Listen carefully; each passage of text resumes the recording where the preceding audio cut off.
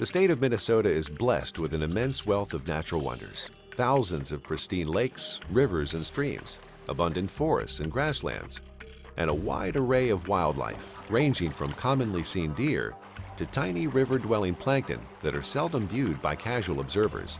Minnesota also has a rich outdoor heritage with virtually unlimited access to boating, swimming, and fishing. But that heritage is now threatened by aquatic invasive species that jeopardize recreation and the delicate ecological order. It's time for us to take that threat seriously.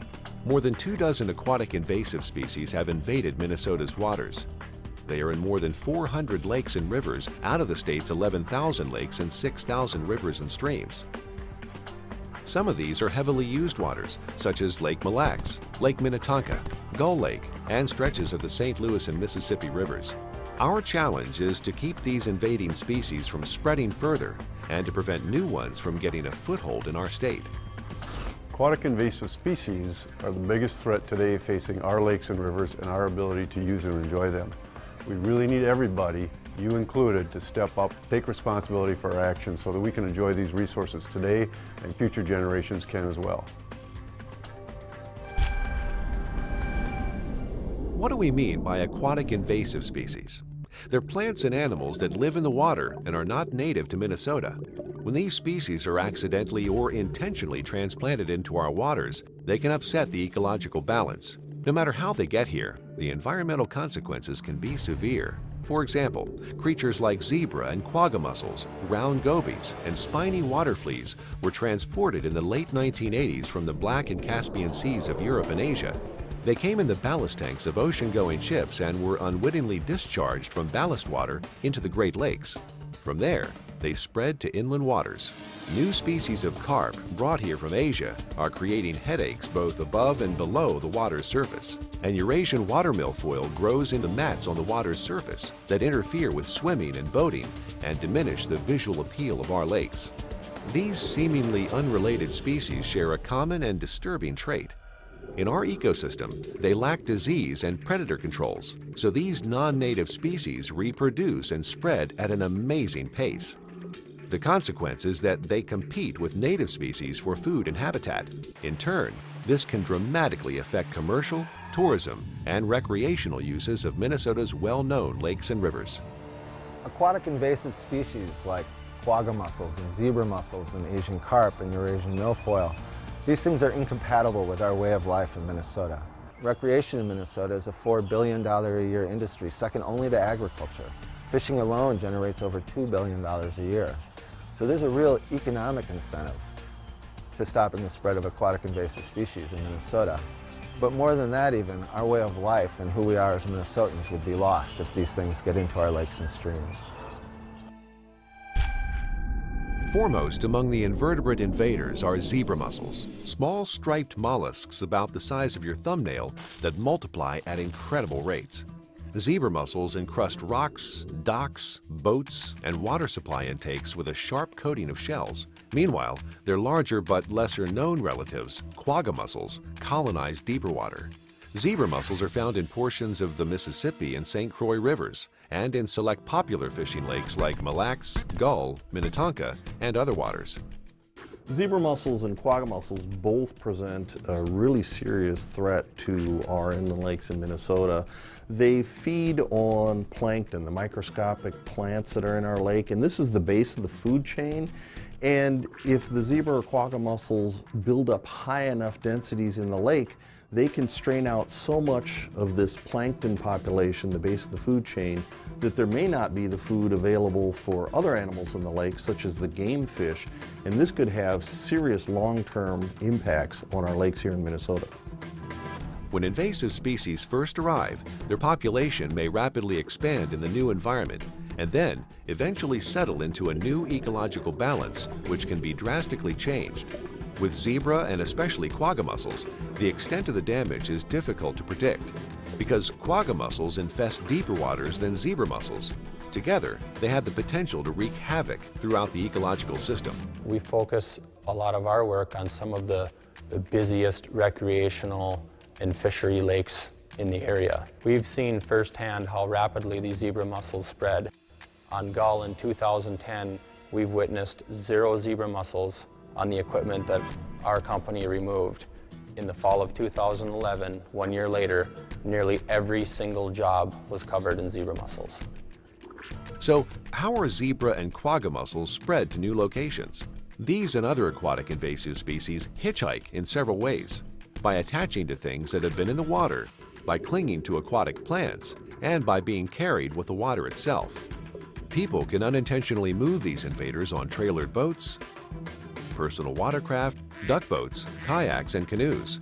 They can be carried inside bait buckets, live wells, bait wells, and the ballast tanks of wakeboard boats. They can also be moved along with boat trailers, carpeted trailer bunks, anchor and ski ropes, docks, boat lifts, scuba gear, and even the soles of waders. All it takes is one careless person to transport the problem and change another lake or river forever.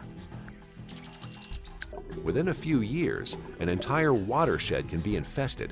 Sharp shells are attached to rocks and wash up on beaches, discouraging swimming.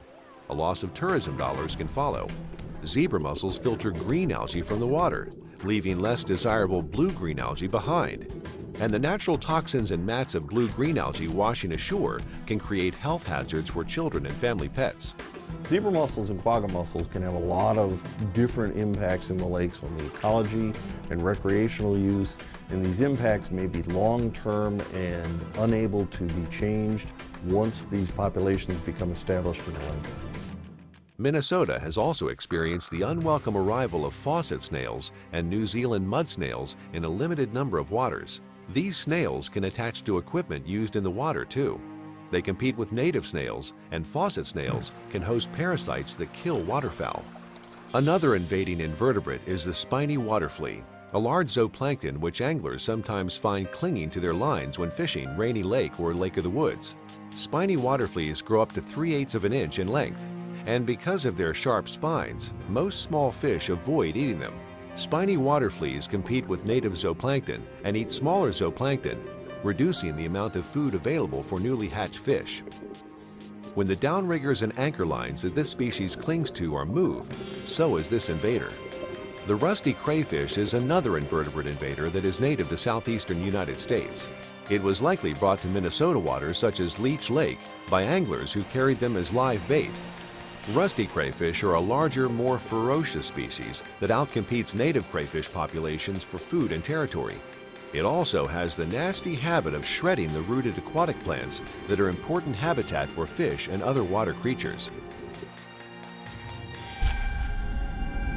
Less widespread, but grabbing lots of headlines, are carp from Asia, specifically the bighead and silver carp species, which pose a significant threat to Minnesota waters. Individual bighead carp and DNA from silver carp have been found in the St. Croix River and in the Twin Cities portion of the Mississippi River, indicating some fish are here. The primary threat that Asian carp, both bighead and silver carp, pose is the fact that they can short-circuit the food chain. They're very efficient filter feeders. They take the phytoplankton and the zooplankton that all of our native fishes, from shiners to bluegills to walleyes to paddlefish, need for their basic survival. And they're just extremely good at this, and that way they can really outcompete our native species. Originally stocked in aquaculture ponds in the south to control algae, floods allowed them to escape into the Mississippi River drainage and move upstream. They are prolific breeders, capable of virtually taking over entire stretches of river, altering the local fish community dramatically. While bighead carp eat more and grow larger, it's the high-flying silver carp that offer vivid evidence of the invasion. Approaching boats can scare entire schools of silver carp into leaping out of the water, causing serious injuries when they hit boaters and personal watercraft users. Some boaters are forced to wear protective helmets, hide behind windshields, or avoid boating on infested rivers. Round gobies are another unwelcome guest in America, courtesy of European ballast water discharged into the Great Lakes. They have no swim bladder and live their entire life cycles within a few inches of the bottom. In some areas of the Great Lakes, they have become the preferred forage of smallmouth bass, but due to their sheer numbers, there are more than enough gobies present to withstand bass predation. Young gobies devour a combination of insects, fish eggs, and whatever they can get. Because they have ferocious appetites, gobies can quickly gobble up the eggs in the unguarded nests of bass or panfish. European ruff are another European transplant that has moved into the St. Louis estuary at Duluth. Like gobies, they are unchecked predators that compete with native species like yellow perch. Minnesota's waters also have been invaded by common carp, sea lamprey, and white perch, all of which stress native species. Eurasian water milfoil is one of the plant invaders which has become a nuisance in many Minnesota waters. The introduction of Eurasian milfoil to America can be traced to the aquarium trade, where plants were imported for use in fish tanks but ended up in local waters. Eurasian milfoil is an aggressive rooted plant that quickly grows to the surface. It spreads out across the water surface, forming an umbrella-like canopy that blocks sunlight and chokes out the native plants below.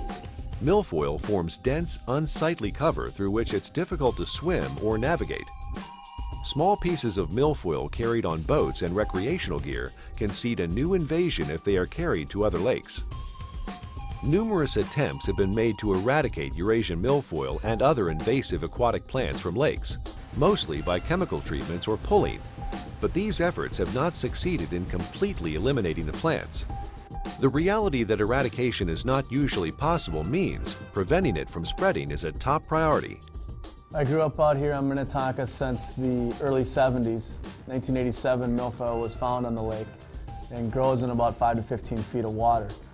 In that 5 to 15 feet of water is typically matted. We've got a 14,000 acre lake here, and of the lake, about 6,000 acres of it is that 5 to 15 feet of water depth. Before we had milfoil, before the 1987, the lake was completely usable as far as an acreage standpoint. You didn't notice it. It was one of the cleaner lakes that was out there.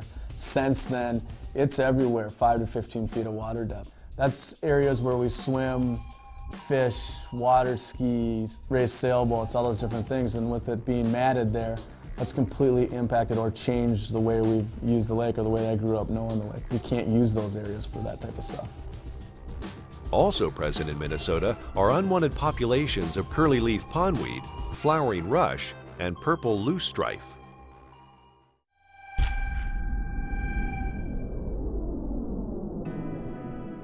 Aquatic invasive species threaten Minnesota's rich lake and river heritage and history because they threaten the overall health of these waters. They greatly impact and at times reduce, maybe even eliminate our opportunities to use them in any number of ways. Now is really the time to act to protect Minnesota's rich lake and river history and heritage, because the science has shown us, citizens have shown us that all across the state, aquatic invasive species are having devastating impacts on our lakes, rivers, and streams.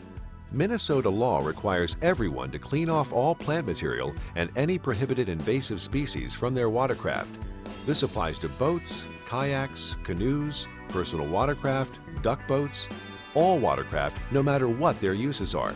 To combat the spread of invasive species, there is a 3-step, easy-to-remember process called clean, drain, dry. It only takes a few minutes for boaters and outdoor enthusiasts to apply these simple yet effective steps every time they leave a boat access or body of water. Minnesota has strict laws to prevent boaters and anyone working or recreating on the state's waters from moving aquatic invasive species to other lakes and rivers. It only takes simple steps to follow the laws. Many boaters have become accustomed to checking their trailers and watercraft for aquatic plant fragments in an effort to stop the spread of Eurasian milfoil. This procedure only takes minutes, and it can prevent a permanent infestation on another lake. This is not an optional activity in Minnesota. It's the law, and DNR conservation officers take any violations seriously. Because the consequences of failing to clean are potentially severe and long-lasting, violators risk getting citations for not following the regulations.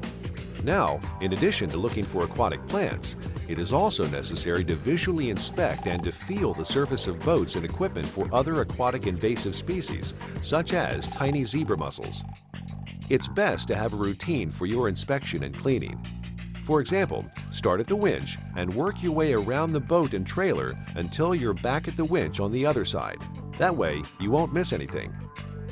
As you move around the boat, check the anchor and anchor lines for plants, snails, mussels, and spiny water fleas. Spiny water fleas often collect on anchor lines, fishing lines, and downriggers. On the trailer, check the rollers and trailer bunks and remove any plants. Check the trailer fenders and the entire length of the axle for any plants that may be clinging to them. Remove any plants that are snagged on the boat's lower unit and propeller, and lower the motor so it drains completely. Look closely at the lower unit and motor parts that are below the waterline for zebra mussels, snails, spiny water fleas, and other aquatic animals. Also inspect the hull and other boat equipment where these plants and animals could attach. A flashlight might be helpful to see under the boat and in shadows during this inspection. Run your hand over the boat hull below the waterline and over the transom to detect if there are any tiny zebra mussels attached. Waterfowl hunting and angling presents unique risks for accidentally spreading aquatic invasive species. If you take part in these activities, there are extra steps to get rid of aquatic hitchhikers. Waterfowl hunters need to clean all plants, animals, and mud off their boats, trailers, waders, push poles, decoy lines, and decoys when they leave the water. The mud should be removed because aquatic invaders can be hiding in it. Anglers should make sure their fishing lines and fishing lures are free of aquatic plants and animals. If you use a personal watercraft, you should steer clear of aquatic plants when you head into the land at the water access. When you've pulled your personal watercraft out of the water, clear all plants from the water intake, impeller, and trailer. Then run your engine for 5 to 10 seconds to blow out any remaining water and to eject any plants hidden in the water lines.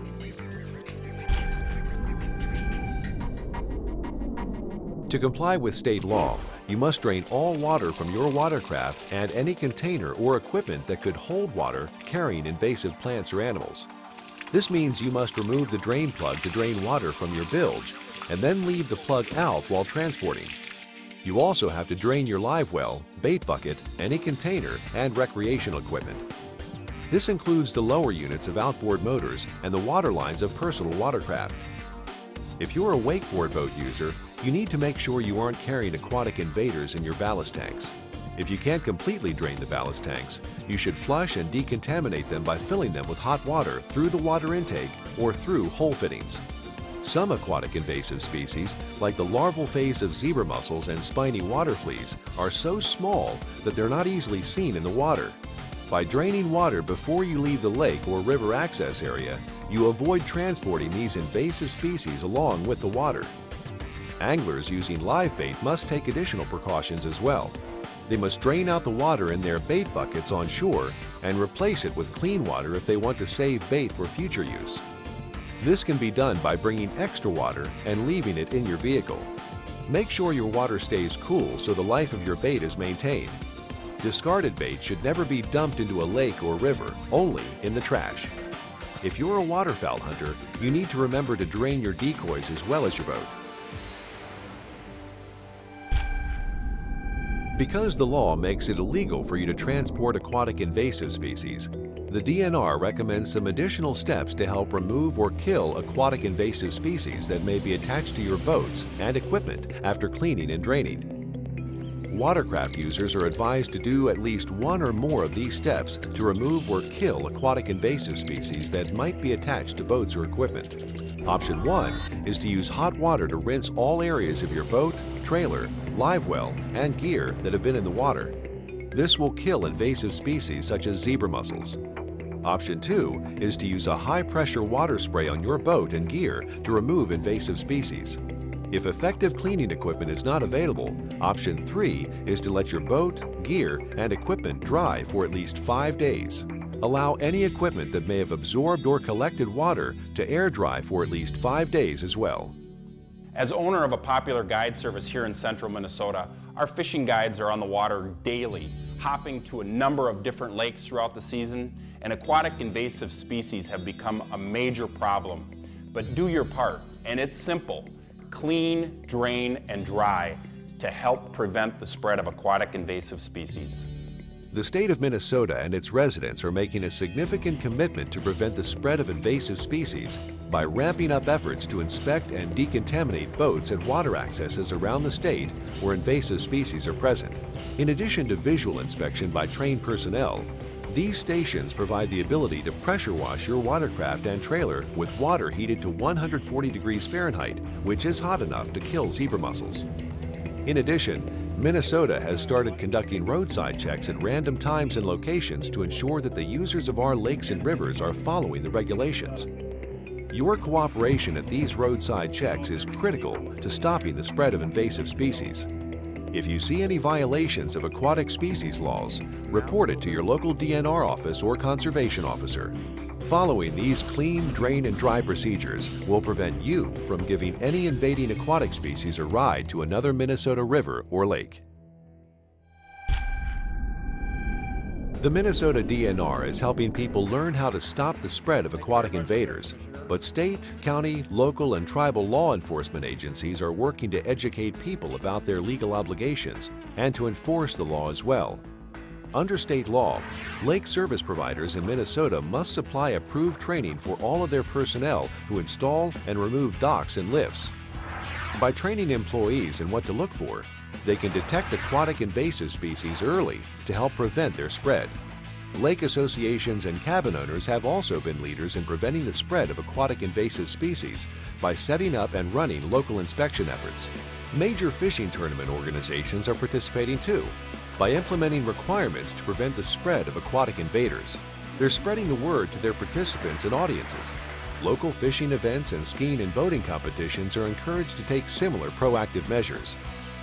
Ongoing education of all water uses is the best way to get participation. Laws and enforcement alone won't get the job done. We need everyone who uses our valuable water resources to make it his or her personal goal to protect these unique resources. Minnesota is blessed with a lot of lakes, almost unique in this country. We all enjoy them. We have unfettered access to our lakes, but the spread of aquatic invasive species threatens that. Our biggest challenge in winning the fight against the spread of aquatic invasive species in Minnesota is to engage and activate, organize all segments of the population. No one organization, no one agency can do it, no laws can do it. It takes all the stakeholders to be involved. It has economic, recreational, the fishing experience, and up north experience impact. It affects everyone, and we need to do something. Every citizen needs to participate in preventing the spread. Aquatic invasive species pose a very real threat to the ecosystems of Minnesota's lakes and streams. Once invasive species arrive in new areas, there are no easy ways to remove them. Native species and habitats and the people who rely on them are forced to adjust. This can mean the loss of part of our outdoor heritage and can limit our use of Minnesota's water resources. The best way to prevent the spread of aquatic invasive species is to take simple but effective steps of clean, drain, and dry every time you enjoy our state's waters. With the abundance of our water resources and the diversity of groups who use them, no single government agency or organization can do the work alone. It's up to each and every person who enjoys the Minnesota outdoors to do his or her part to prevent the spread of aquatic species. We're all in the same boat together, and together we can protect the lakes and rivers and the water activities that we treasure.